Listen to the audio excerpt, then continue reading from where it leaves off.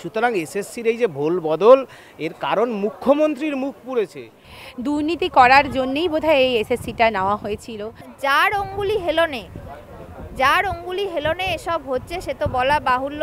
তিনি সবই জানেন, তিনি বারবার আমাদের পাশে থাকার আশ্বাস দিয়ে আমাদের হয়ে এক বিন্দু বিসর্গ কোনো সাহায্য করতে এগিয়ে আসেননি। তাই আজকে তাকে নিতেই হবে। হয়তো রাজ্য এখন এসএসসির ঘাড়ে দায় চাপিয়ে নিজের কাজ বাঁচাবে, কারণ হচ্ছে এখন ভোটের মরশুম চলছে। এখন মুখ্যমন্ত্রী দেখছেন আমার মুখ পুড়ে খা খা হয়ে গেছে, কারণ এটা দেশের প্রধানমন্ত্রী বিবৃতি দিয়েছেন। যারা এই দুর্নীতি করেছে সুপ্রিম কোর্ট যেন তাদের প্রত্যেককে ধরে ধরে শাস্তি দেয়, তাদের পদ বাতিল হয়, খারিজ হয়, মন্ত্রিত্ব খারিজ হয়, তাদের এসএসসি সকলের চাকরি চলে যায়, তাদের 16 সাল থেকে সব মাইনে তাদের ফেরত না হোক এবং দরকার হলে তাদেরকে জেলে পাঠানো হোক। কিন্তু আমরা যারা দুর্নীতিতে নেই আমাদের যেন চাকরি থাকে। 17 রকমভাবে দুর্নীতি। কেউ শূন্য পেয়ে চাকরি পেয়েছে, কেউ হয়তো পরীক্ষাতে বসতেই হয়নি, চাকরিতে পরে সুপারনিউনারি পোস্ট তৈরি করে চাকরি দেওয়া হয়েছে। কেউ হয়তো পেয়েছিল 3, তাকে করে দেওয়া হয়েছে 53।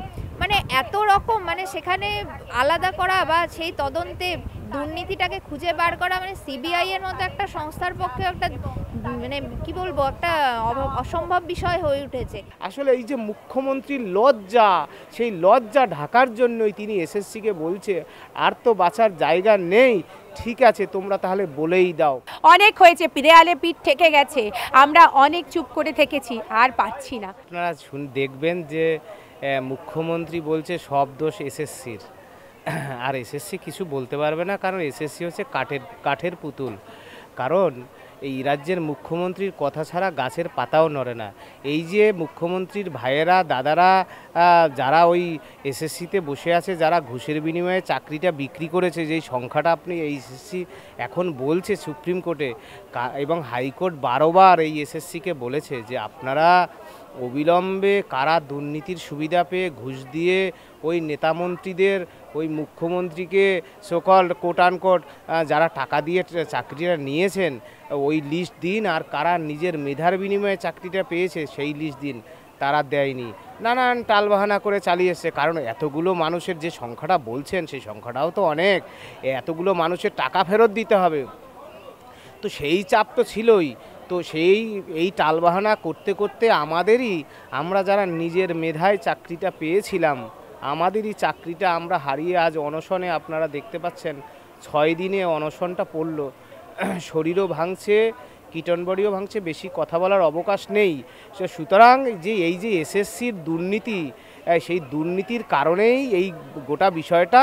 আর যে চালাকিটা হাইকোর্টে করেছে সুপ্রিম কোর্টে এরা করতে পারবে না, এরা বুঝেছে, রাজ্যের মুখ্যমন্ত্রী বুঝেছে যে চালাকিটা এসএসসি হাইকোর্টে করেছে।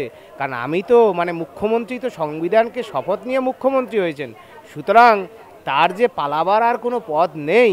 সুতরাং এসএসসি কি করবে, নিরুপায়। কারণ সিবিআই একটা পরিসংখ্যান দিয়েছে এবং এসএসসি জানে, সিবিআইয়ের কাছে তথ্য আছে কারা দুর্নীতি সুবিধা করে চাকরিটা নিয়েছেন, এবং এসএসসি আগেও প্রেস কনফারেন্স করে জানিয়েছেন। তা আমরা প্রত্যাশিত ছিল যে আমরা এসএসসির কাছে দাবিও করেছিলাম, আপনি মশাই ওই যারা ওএমআর শিট অর্থাৎ অপটিক্যাল মার্ক রিকগনাইজেশন, যার মধ্য দিয়ে আমাদের পরীক্ষার মূল্যায়নটা হয়েছে, আপনি সেই ওএমআর শিট প্রকাশ করুন, তাহলেই তো প্রমাণ হয়ে যাবে যে আমি রিটেনে কত পেয়েছি, একাডেমিকে কত পেয়েছি, ভাইভায় কত পেয়েছি। কিন্তু তারা সাহস করেনি, কারণ প্রমাণ হয়ে যাবে তো দুর্নীতি করেছে তারা। আর আমরা সেই সময় চাকরি পেয়েছিলাম কেন জানেন? আমাদের বাদ দিতে পারেনি এই সরকার, কারণ আমাদের বাদ দেওয়া যায়নি বলে পেয়েছিলাম। সুতরাং এসএসসির এই যে ভোল বদল, এর কারণ মুখ্যমন্ত্রীর মুখ পুড়েছে। এসএসসি একটা স্বয়ংশাসিত সংস্থা, তার মুখ পুড়েছে, তার প্রাক্তন চেয়ারম্যান জেলে আছে, আবার এরাও জেলে যাবে, বর্তমান যিনি আছেন তিনি তাই রিস্ক নেননি যে আমি এবার অন্তত সত্যি কথাটা বলি। আমরাও সেই চেয়ারম্যানকে ডেপুটেশন দিয়েছিলাম, আমাদের ধরপাকড় করেছে, গ্রেপ্তার করেছে, তো আমরা তাকে বলতে চেয়েছিলাম মশাই এইবার অন্তত সত্যি কথাটা বলুন। দাদা, তাহলে এতদিন চুপ করেছিল এসএসসি, হঠাৎ করে কি করে, মানে কোন চাপের মুখে চালের থেকে কাপড় আলাদা হয়ে? হ্যাঁ, এই যে আটার ভুসি, চাল আর কাকড় এই যে এক করা, তার কারণটা হচ্ছে কি, এতদিন আগেই তো বললাম এই এসএসসি আসলে কাঠের পুতুল।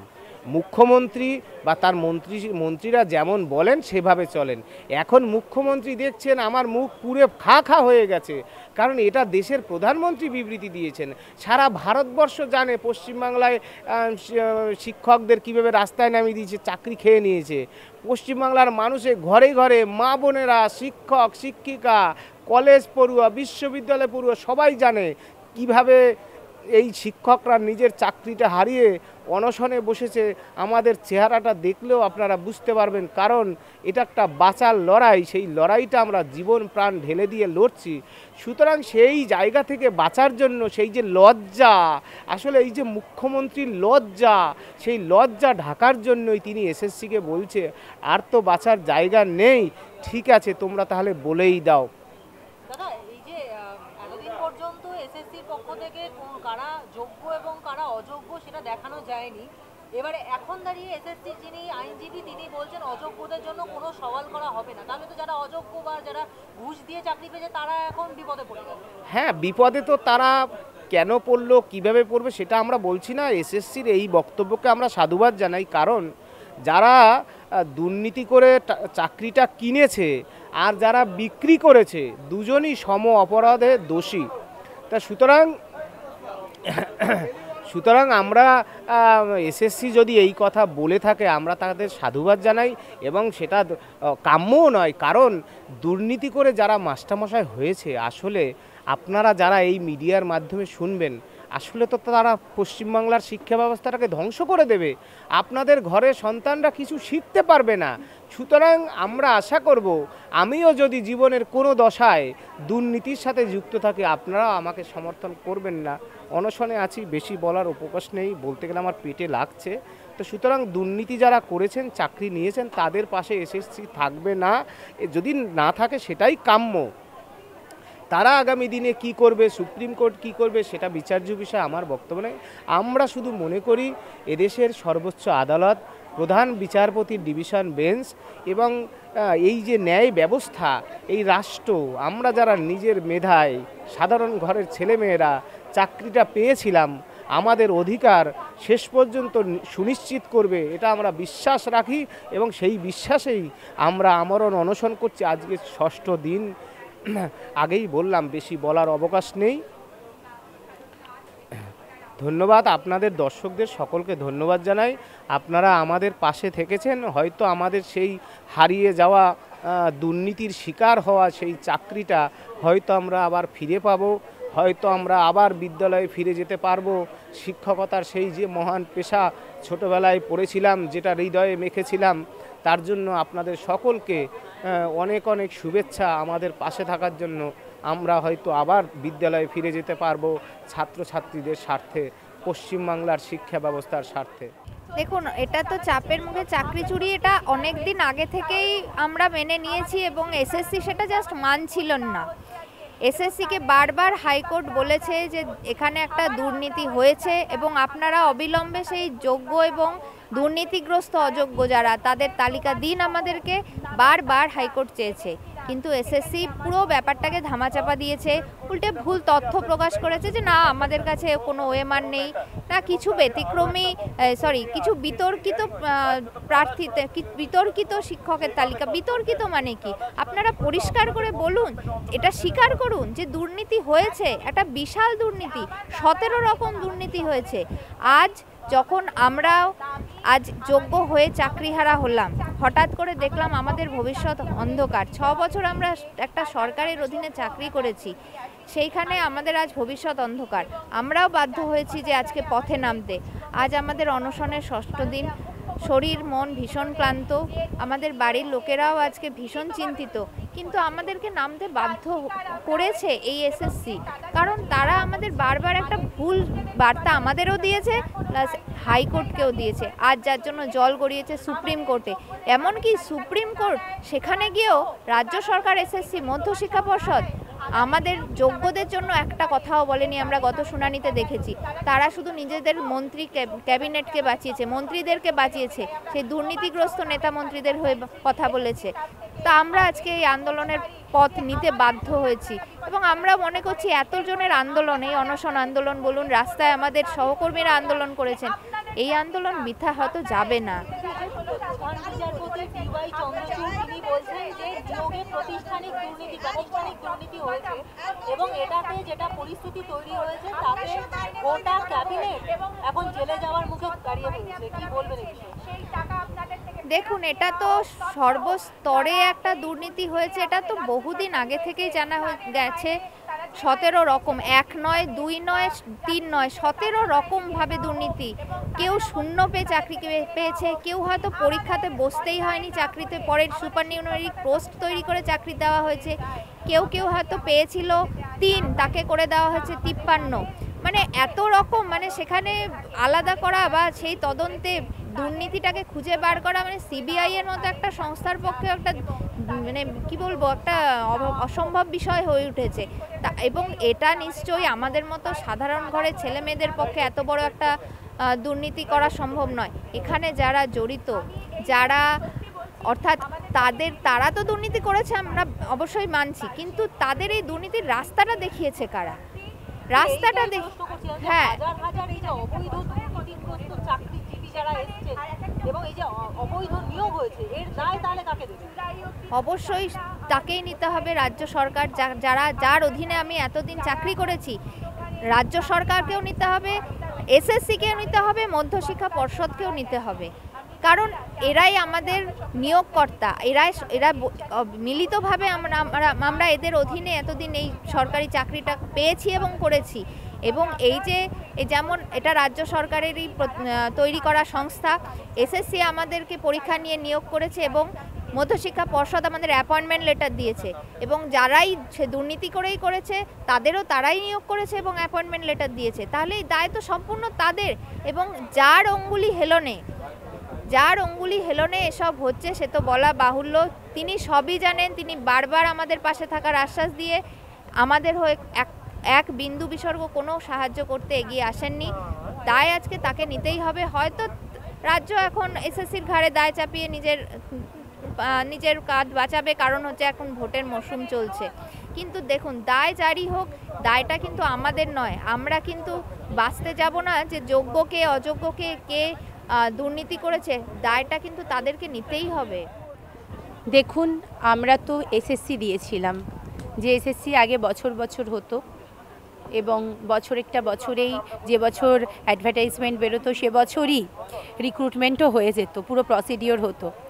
কিন্তু আমরা দেখলাম যে এই সরকার, মানে বর্তমান যে সরকার, সেই সরকার আসার পরে তারা নোটিশ দিয়ে এই একটাই এসএসসি হয়েছে 2016, এবং তাতেও এত দুর্নীতি করার জন্যেই বোধহয় এই এসএসসিটা নেওয়া হয়েছিল, যাতে স্তরে স্তরে ধীরে ধীরে তারা দুর্নীতি করে টাকা পয়সা নিয়ে লোককে চাকরি দিতে পারে 9, 10, 11, 12 গ্রুপ সি এবং গ্রুপ ডি লেভেলে, অথবা যারা তাদের নিজেদের লোক, কাছের লোক, মেয়ে বাড়ির লোক, তাদেরকে চাকরি দিয়েছে।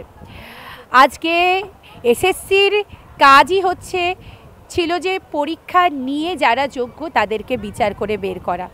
বিগত অনেকগুলো দিন ধরে আমরা দেখলাম এসএসসি বলছে যে অযোগ্য, অ্যাকচুয়ালি অযোগ্যও তারা বলছে না, তারা বলছে যে বিতর্কিতদের একটা লিস্ট দেবে। কিন্তু শুনলাম আজকে সুপ্রিম কোর্টে তারা রাজি হয়েছে আলটিমেটলি, যে যোগ্যদেরও তারা একটা লিস্ট দিতে রাজি হয়েছে।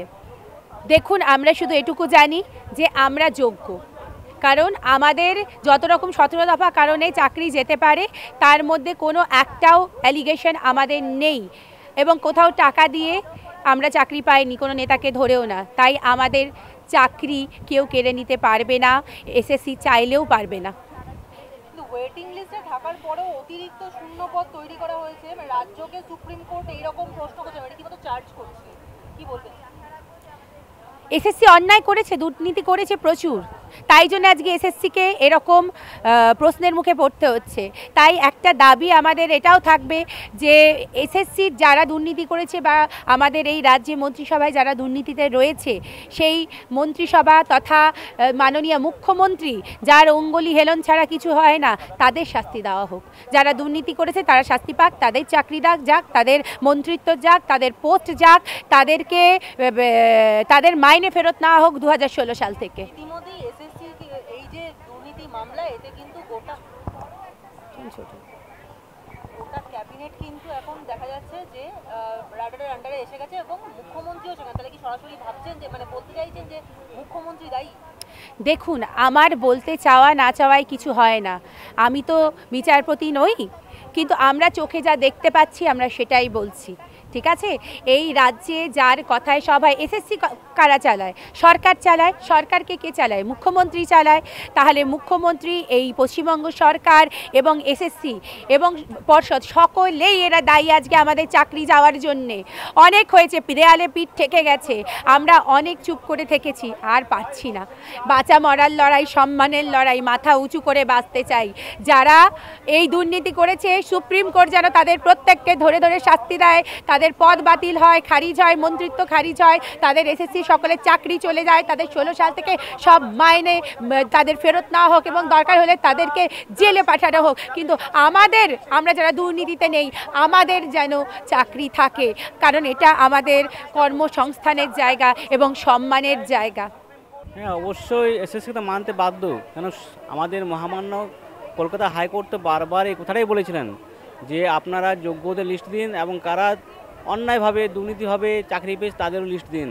সেই লিস্ট যদি ওনারা হাইকোর্টে জমা করতেন তাহলে হয়তো আমাদেরকে এই দিন দেখতে হতো না। কিন্তু কি করব, আমাদের ভাগ্যের কপালের শিকার আর আমাদের সময় খারাপ, এটাই বলবো এখন যে আমরা সেই রায়কে চ্যালেঞ্জ করে সুপ্রিম কোর্টে গিয়েছি ভারতবর্ষের সর্বোচ্চ আদালতে। সেখানে আমরা আশা করব যে আমরা যারা যোগ্য শিক্ষার্থী তারা যেন সুবিচার পায়। কিন্তু আজকে আমাদের একটা বুকে খুব আশা ছিল যে কিছু একটা হবে, কিন্তু হলো না। ভাগ্যের বিষয়ে আইনের প্রতি আস্থা রাখতেই হবে। দেখা যাক, ওনারা পরবর্তী হিয়ারিং জুলাই মাসে দিয়েছেন, তখন কি হয়। প্রধান বিচারপতি রাজ্যের যিনি আইনজীবী, রাজ্যের তরফে যিনি আইনজীবী ছিলেন, তাকে বলেছেন তথ্য নেই, ওএমআর নেই, কিছুই যখন নেই তখন প্রার্থীদের আরটিআই এ জাল তথ্য দিয়েছিলেন। কি বলবেন? দেখুন, এইটা তো যদি আমাদের এসএসসি বলে থাকে তা ভুল কথা বলেছেন। ও আমার কি না থাকে, থাকবেই, তাহলে ছেলেমেয়েরা কীভাবে ডাউনলোড করছে? কিন্তু কথা হচ্ছে যে ওএমআর শিট সমস্ত পুড়িয়ে ফেলা হয়েছে, নষ্ট করে দেওয়া হয়েছে। সে তো কপিটা পুড়িয়েছে, কিন্তু যখন কম্পিউটারে স্ক্যান হয় সেখানে তো কপিটা থেকে যায়, এটা নিয়ম। আপনি যখন কোনো কাজ করছি তখন তো আমি সেটা কোনো একটা জায়গায় ব্যাকআপ নিয়ে রাখি, তো সেই ব্যাকআপ তো থাকবে, তার নেই কথাটা বলা যাবে না। এটা তথ্য আছে, এসএসসি হয়তো স্বীকার করছেন না, জানি না ভবিষ্যতে ওনারা কী করবেন। তবে আমরা একটা চাইবো, ওনারা সুপ্রিম কোর্টে যেটা বলছেন যে 19,000 যোগ্য শিক্ষক শিক্ষিকা গ্রুপ সি গ্রুপ ডি আছেন, তাদের তথ্য সহকারে লিস্টটা হলফনামার আকারে জমা দিন। এসএসসি এতদিন চুপ ছিল, হঠাৎ করে আজকে চাপে পড়ে দায় স্বীকার করলো। মানে এই যে হাজার হাজার মানুষ আজকে যে চাকরি প্রার্থীরা আপনারা যারা এখানে বসে রয়েছে, তারা এই যে কাপড় থেকে চাল আলাদা এতদিন তো হচ্ছিল না, হঠাৎ করে চাল আর কাপড় আলাদা হলো কি করে? দেখুন, এতদিন হচ্ছিল না, ওনারা ভেবেছিল যে যোগ্যদের ঘাড় দিয়ে অযোগ্যদের পার্ট করে দেবো।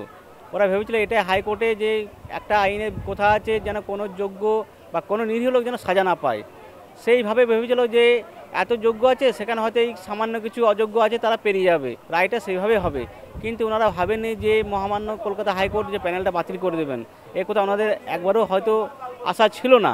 কিন্তু যাই হোক, যেটা করেছেন আমাদের আদালতের রায় মানতেই হবে, তাই আমরা সুপ্রিম কোর্টে সেটাকে চ্যালেঞ্জ করেছি।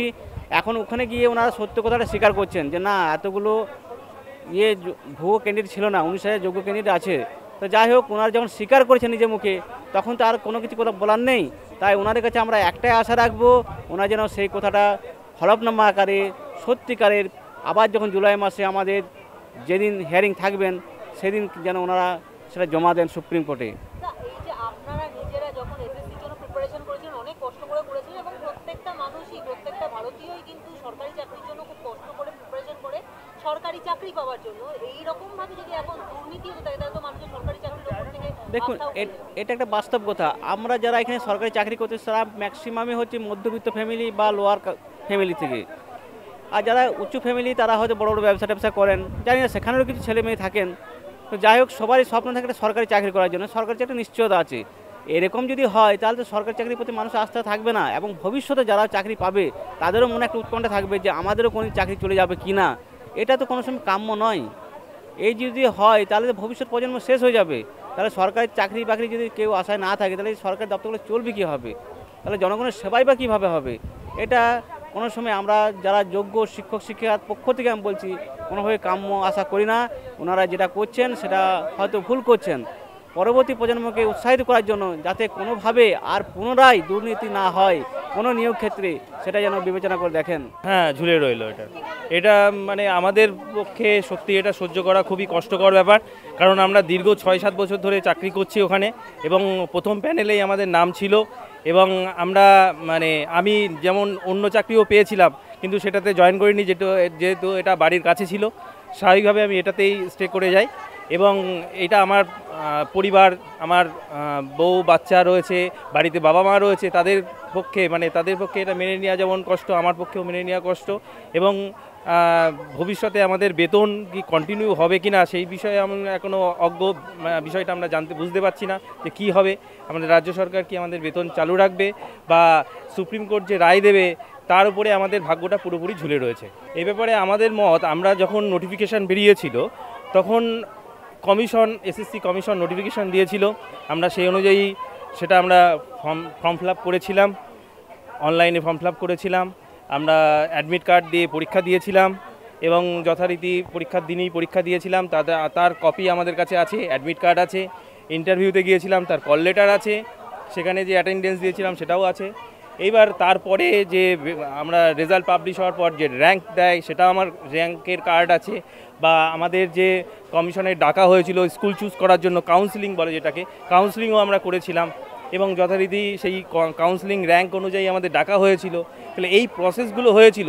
এবার আমাদের পক্ষে এটা জানা সম্ভব না যে এসএসসি কীভাবে নিয়োগ করছে, বা তাদের যে কিভাবে তারা টেন্ডার দিয়ে সমস্ত কিছু করছে কিনা, বা এই বিষয়গুলো তো আমরা অজ্ঞ। কারণ আমরা রাজ্য সরকারের একটা সংস্থা হিসাবে, সাংবিধানিক সংস্থা হিসাবে আমাকে তাকে বিশ্বাস করতেই হবে, বা আমাদের পক্ষে এটা সম্ভবও না যে এটাকে আমরা দেখব বা এটা জাজ করব এই বিষয়গুলো। এটা তো সবাই জানে, এটা দিনের আলোর মতোই পরিষ্কার যে চাকরিটা চুরি হয়েছে, এ নিয়ে কারোর মনে সন্দেহ নেই। কিন্তু আমরা যারা যোগ্য, যেভাবে ভ্যালিডভাবে পরীক্ষা দিলাম, সমস্ত কিছু আমরা প্রসেসগুলো কমপ্লিট করলাম, তাদের উপরে এই আঘাতটা কেন আসবে? এটা তো নিশ্চয়ই ন্যায় বিচার বলে মনে হয় না। কারণ যদি কোনো সংস্থা মানে ভুল কাজ করে বা তারা ইল্লিগাল কাজ করে, তার দায় কেন তা আমরা ভোগ করব, আমরা পরীক্ষার্থী হিসাবে বা একজন চাকরি প্রার্থী হিসাবে। দাদা, আপনি যে সংস্থার কথা বলছেন, সেই সংস্থা হলো এসএসসি, এবং এসএসসি কে চালাচ্ছে হচ্ছে রাজ্য সরকার। তো সেখানে দাঁড়িয়ে আপনারা নিজেরা মানে যখন এই সরকারি চাকরির পরীক্ষার প্রিপারেশন করেছিলেন, বা সমস্ত লোকজনই যখন করে অনেক কষ্ট করে যে প্রিপারেশন করে, কিন্তু তারপরে কারণ সরকারি চাকরির একটা গ্যারান্টি আছে যে 60 বছর বয়স পর্যন্ত নিশ্চিন্ত, অবশ্যই। হ্যাঁ, কিন্তু এই জিনিস প্রথম দেখলাম যে পুরো প্যানেল বাতিল হয়ে গেল এবং বিষয়টা ঝুলে রইল।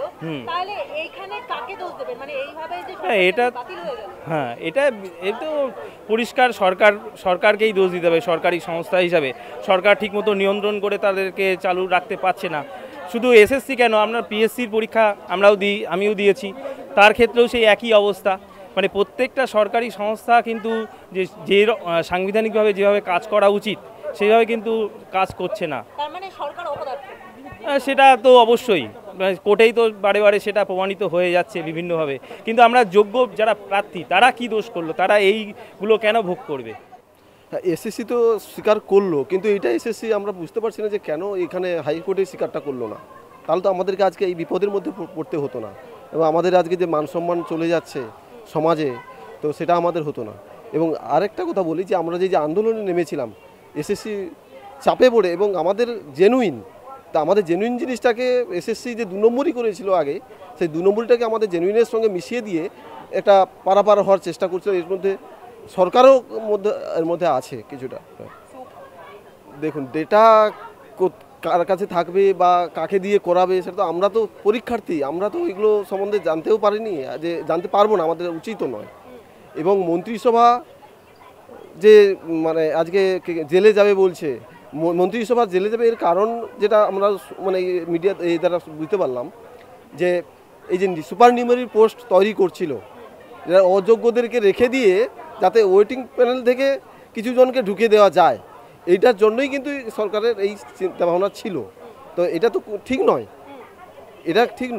না, এটা চার্জ করেছে, এটা তো অবশ্যই সঠিক, এটা করাটা ঠিক আছে, কারণ এটা সুপার নিউমারি পোস্টটা আনলিগেল, যেটা আমরাও বুঝতে পারছি যে এটা কোনো বৈধভাবে নয়। এটা তো আমরা ভেঙে পড়েছি এই যে এটার জন্য। তাও এই যে 6 মাস তাও মানে একটা স্টে হয়েছে শুনলাম।